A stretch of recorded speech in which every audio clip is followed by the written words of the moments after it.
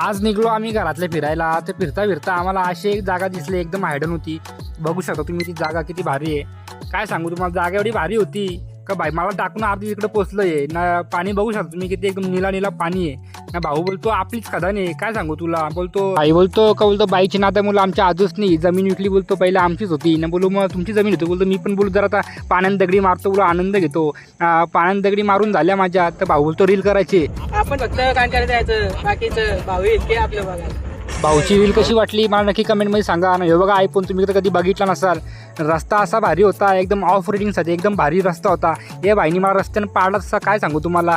जाता रस्त्यानं पाडला असता मला. आलो तर जंगलातल्या एकदा असं बाहेर लागलो आमच्या रस्त्याला लागून पहिला आलो पडग्यान पोचलो. तर बोला नाश्ता करायला लागेल. पहिला गेलो मी गणपती बाप्पाच्या मंदिरात जरा दर्शन घेतलं.